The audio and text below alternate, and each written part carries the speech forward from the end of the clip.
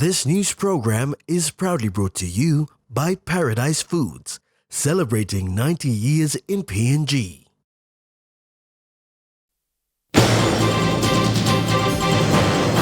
"24 hours to the official opening of the 14th World Indigenous Business Forum. Higher Education Minister calls for education system restructure. And Minister Amuli to allocate funding for SMEs. Good evening, this is National Emtv News. I'm Malcolm Waira. Thank you for joining us. An expected 150 delegates will be arriving in the country in the coming days for the 3-day World Indigenous Business Forum here at the nation's capital. The 14th World Indigenous Business Forum begins tomorrow with an array of guests from other indigenous countries. The 3-day event will feature businesses that are owned and operated by local SMEs and businesses, and also 150 indigenous business people from other countries as well. Minister Maru said he is confident of the expected number of international contingents and locals to arrive in the next few days. Some have arrived and some are arriving. Like I said, we understand that a total of 150 delegates from around the world are coming, and so far we have no reason to say that they won't be arriving. And we're very confident the World Indigenous Business Forum will deliver 150.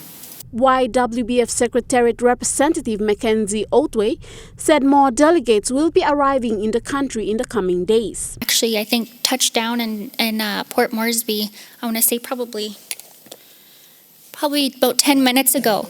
So so they're going to be arriving daily, starting yesterday, right up until Wednesday. So, and as we speak, we're still getting emails, messages, how can I register? How can I get there? Ivan McKill, an indigenous representative from Salt River Prima Maricopa Indian community in Arizona and a board member of YWBF, commended the organizers in the country for their commitment towards hosting the forum. We're very impressed with all the work you've done, and we're grateful for the invitation to be here.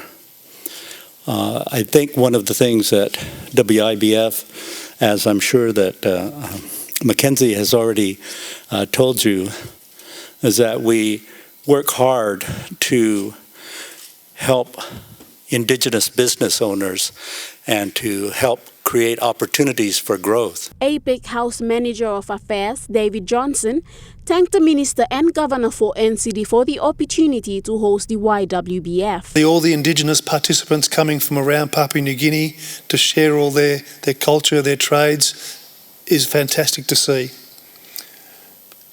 We will have a world-class event here. We will have over 600 participants up in the forum, up in our ballrooms upstairs. We have 60 booths downstairs with over 120 booth attendees who will be showing all of their wares and their expertise and their products over the next few days. Tamara Agavi, National Emtv News. Prime Minister James Marape has extended a warm welcome to the 150 international delegates hailing from 14 countries who are set to participate in the upcoming World Indigenous Business Forum. The event is scheduled to take place from the October 24th to 26th, 2023 in Port Moresby, with a total of 500 delegates anticipated to arrive. Prime Minister Marape also extended a warm welcome to World Indigenous Business Forum executives and thanked them for their confidence in Papua New Guinea to host the 2023 event. The World Indigenous Business Forum presents a unique platform for cross-culture exchange and economic collaboration, offering the chance to tap into the vibrant and diverse market landscape of Papua New Guinea. In addition to the international attendees, the Prime Minister expressed his enthusiasm for local businesses taking the opportunity to showcase their product forge global connections, establish partnerships, and explore market prospects among the diverse array of countries represented at the forum. This prestigious event has been organized by the government under the leadership of Minister for International Trade and Investment Richard Maru in collaboration with the National Capital District Commission. The official forum proceedings will be inaugurated on Wednesday, October 25th by Prime Minister Marape. The event will culminate with an official closing ceremony orchestrated by NCDC and the amazing Port Moresby team at Ella Beach on Thursday, October 26th of 2023 from 6 p.m. to 9 p.m. Sharon Engnui, National Emtv News. A reform and restructure within the education system is the solution to address the increasing unemployment rate in PNG. This statement was made by the Minister for Higher Education, Don Poile, in Port Moresby. The increase in the unemployment rate over the years can be addressed only when there is a reform or restructure within the system of education or the curriculum. Minister Poile gave an example stating that a grade 12 student is only given a certificate with no apparent trade skill certificate, as well as a grade 10 student who is unable to get a job under the extractive industry or agriculture sector, which can be a major contributing factor towards the unemployment rate. So we must change that, reform it completely to one that is technical. So when they do all these 4 subjects, or they call them STEM, and I want another one to put in called arts as well, or instead of calling STEM, we call it STEAM. But instead of the STEAM or STEM courses, they must also do electives in skills, agriculture, business, or construction, or mechanic, or carpentry. The students at grade 8 level, when they come to grade 8, they'll have to select one of those technical skill courses.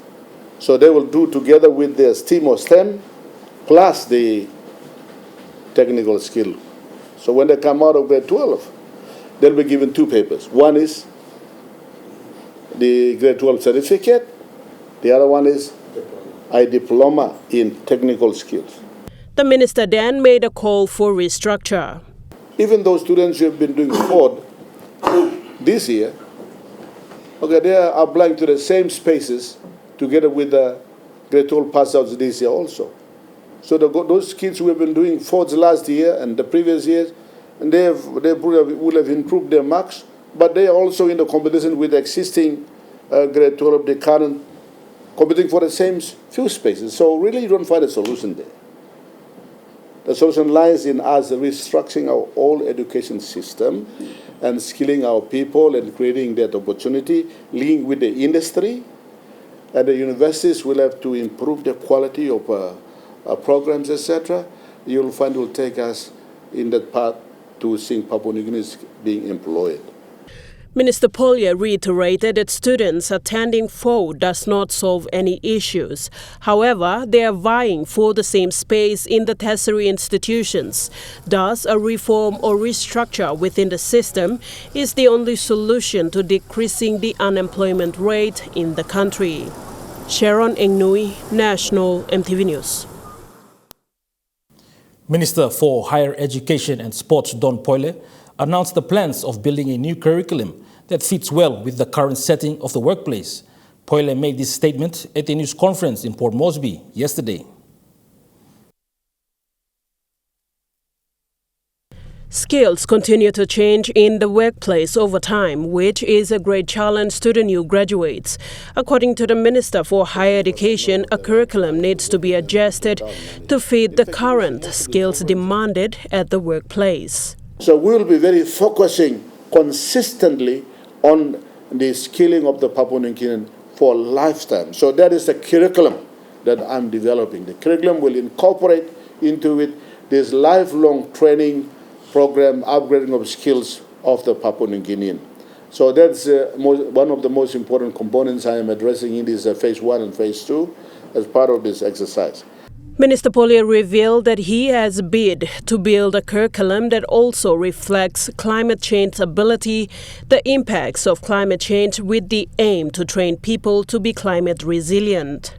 Developing the curriculum that also reflects climate change ability, the impacts of climate that is changing every day. And that is scientific fact. We cannot deny it. It is true. We must create a climate resilient people. Our people in Papua New Guinea must be climate resilient. But how do you make them resilient? It's by training our people through the program, so that then they will become resilient and they'll know how to go out and implement and execute resilient programs. They have the ability and the skill to implement the resilient programs in the community, and also get the communities involved in it. So the communities that participate in these programs that we're teaching. So we're teaching through the curriculum. Minister Polya emphasized that there are talks about investment and business development. However, empowering the people with necessary skills is vital for the economy to prosper. We must have investments. We must have all those ideas implemented. We want to see Papua New Guinea flourish in socio-economic prosperity. If we don't empower the Papua New Guinean men or women with the necessary skill, essential talent to participate, of course you will see Papua New Guinea will grow in economy. You will see investment, but who will own it? The minister made this statement following his discussion with the Asian Development Bank, where the ADB took a step forward to fund the technical vocational education training and upskilling the citizens through curriculum reform and restructure. Sharon Engnui, National Emtv News. National Emtv News continues after the break with more stories. Stay with us.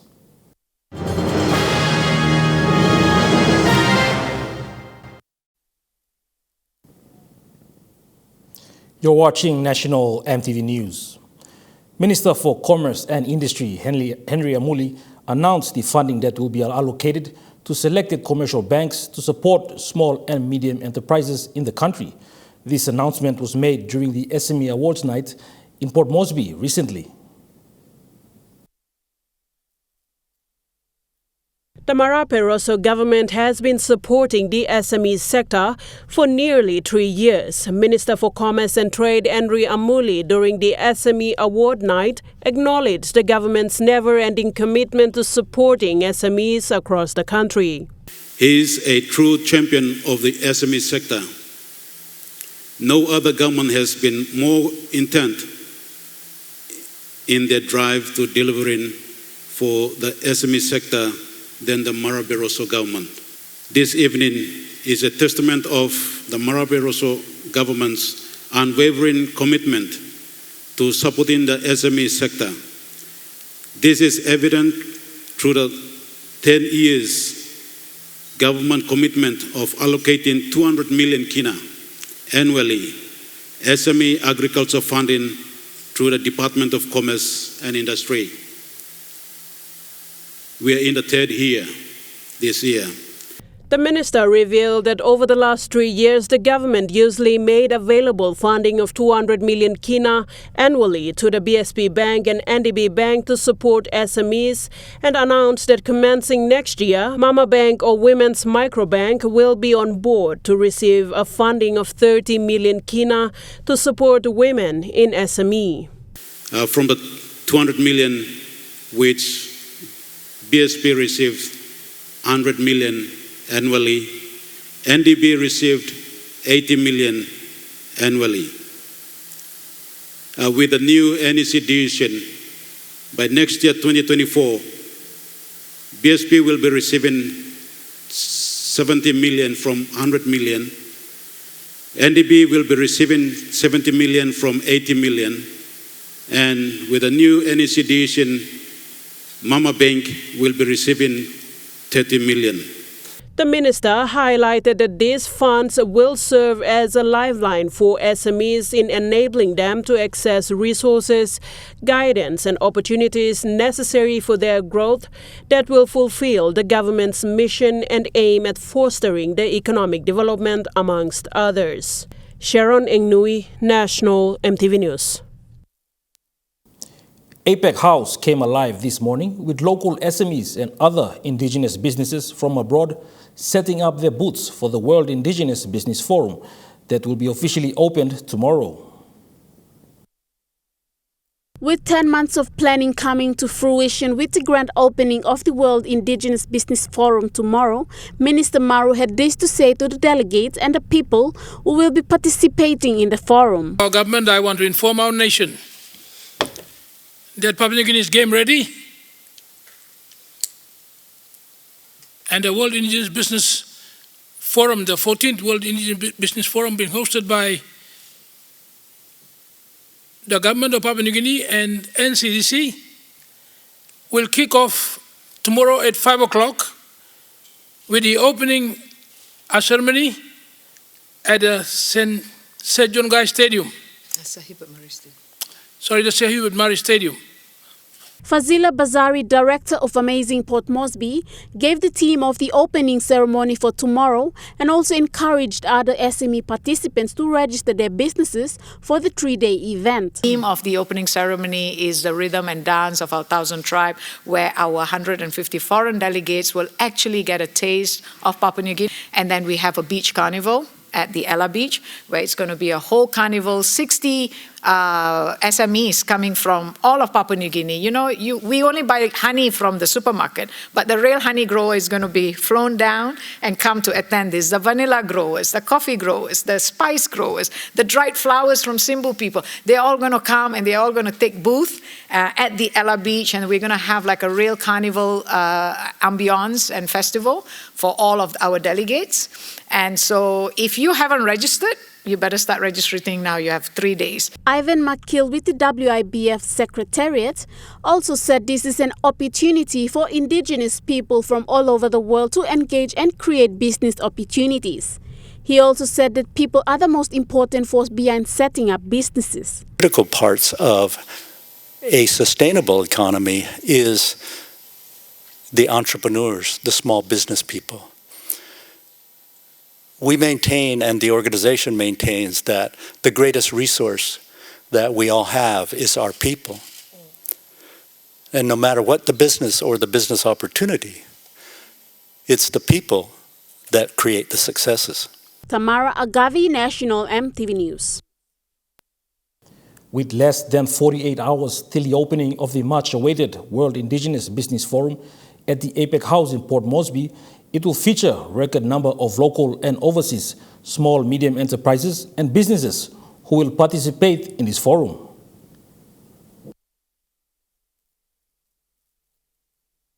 Minister responsible for international trade and investment Richard Maru, in a press conference today, welcomed delegates from the YWBF Secretariat in Canada, also mentioned the immense opportunities that this forum will bring to many small and established businesses in the country. Really blessed nation. We have mineral and petroleum resources, but also great marine life, soils, and there's so much untapped investment opportunity. We are the last frontier for investment. We want to market that to the rest of the world. We are open for business. We are looking for joint venture partners. We are looking for markets. We are looking for capital, technology. And this is what we'll be looking for. And we want to market to the world. But we will have a chapter in PNG for the YWBF Secretariat Representative Mackenzie Otway thanked the Minister of the overwhelmingly hospitality of the people that she has seen since arriving in the country. People at the airport we had never met before, they're like, oh, you're part of the World Indigenous Business Forum. And we're like, yes. So they, you know, we've been taken care of really well as soon as we landed. And of course, just the preparation work that came in before, you know, all the people, the meetings and everything. It's just incredible. It's blown my mind. You know, there's so many people behind the scenes that you're probably going to see running around like crazy in the next couple days. Director of Amazing Port Moresby and host city for the YWBF, Fazila Bazari also welcomed the delegates and extended the NCD governor's welcome as well. She went on to encourage the delegates from other countries to immerse themselves in the local culture. The theme of the opening ceremony is the rhythm and dance of our Thousand Tribe, where our 150 foreign delegates will actually get a taste of Papua New Guinea if they don't get to travel throughout the country. And they will get the taste of all the food everything that is done there is done by SMEs. So we have SME local food who will be cooking all of our mumu and our saksak. So everybody get a taste of it, and the decoration and the color and the splendor and the sound is all going to represent our tribe, our people, our proud tradition. Tamara Agavi, National Emtv News. The week-long South Pacific Tourism Organization, or SPTO, meeting ended recently with the South Pacific Tourism Ministers' Council meeting discussing the tourism industry in the Pacific. The SPTO saw participants from across 21 Pacific Island countries, especially with the respective tourism ministers, who all attended all throughout the week and participated in the panel discussion on Friday. The two major agendas discussed by the Council of Tourism Ministers were on improving regional air connectivity and on future-focused partnerships in the region. Recognizing tourism as a key economic driver in the region, it has the potential to generate wealth and improve the lives, whilst ensuring the protection and management of the environment and ecosystem through sustainable tourism in the region. As a panelist in the Council of Tourism Ministers, PNG Minister for Tourism, Arts and Culture, Izzy Henry Leonard, emphasized that the challenge for us Pacific Islanders is how do we protect our authentic cultural heritage whilst participating in the economic benefits that tourism brings. To conclude the second SPTO meeting, Minister Leonard placed a bid to host the fourth SPTO meeting in PNG, stating that it is an ideal opportunity for other Pacific leaders and delegations to meet and celebrate Papua New Guinea's 50th independence anniversary together in the true Pacific way. Amanda Ilaitia, National Emtv News. Now we take a look at the Nest Fund market report. The kina closed unchanged at $0.2695 in the interbank market. At Bank South Pacific, your kina was buying $0.2620, $0.4124 Australian dollars, $0.2400 euro, 38.94 Japanese yen. Looking at the commodity prices, at New York closed, gold is trading lower, coffee closed higher, cocoa closed higher, copra closed lower, palm oil closed higher, crude oil is trading lower, copper closed lower. On the stock market, the Dow Jones closed lower, the ASX 200 is trading lower, the All Ordinaries is trading lower. National Emtv News continues after the break with Trukai Sports. Stay with us.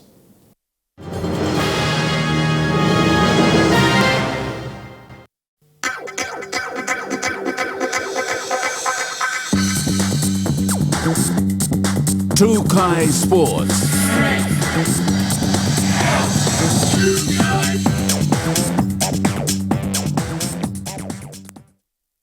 Welcome to Trukai Sports.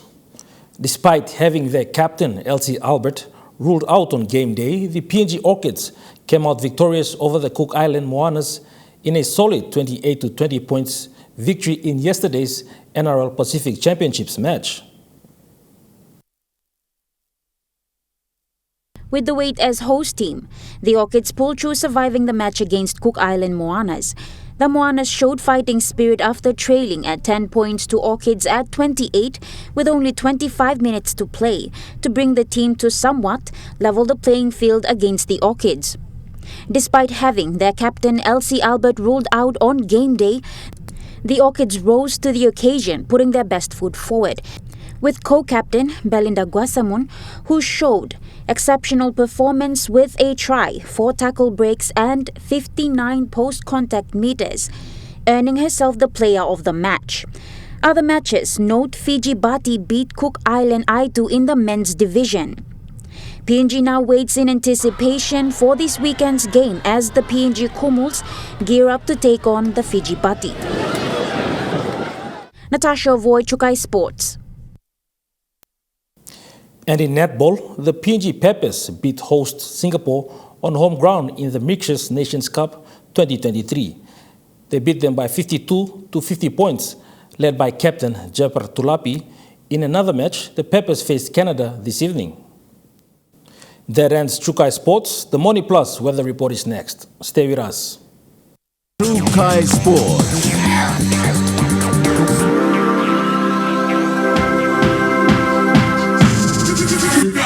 Chukai Sports.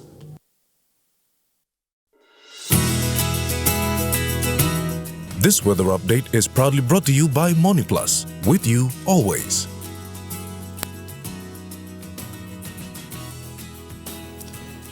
The weather forecast for the next 24 hours. For the southern region, Port Moresby City, mostly fine, although cloudy at times. Daru, mostly fine. Kerama, partly cloudy with few rain showers and drizzles. Alotau, cloudy with few showers. Popondetta, rain showers and drizzles. To the Momasa region, Ley City, cloudy with a shower or two. Medeng, few showers and drizzles and possible thunderstorms. Wewak and Vanimo, few showers. To the New Guinea Islands region, Lorengau, cloudy with rain showers and possible thunderstorms. Kavieng, rain showers and drizzles. Kokopan Rabao, a shower or two. Kimbe, a shower or two. Buka, few showers and rain drizzles. To the Highlands region, Mount Again City, partly cloudy with few rain drizzles, then morning fog. Goroka, Kundiawa, Mendi and Wabek, partly cloudy with few rain drizzles, then morning fog.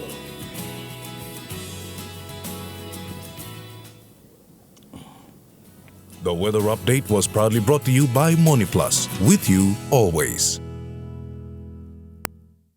That wraps up the news, sports and weather for Monday, the 23rd of October, 2023. From all of us here, pleasant viewing. Good night.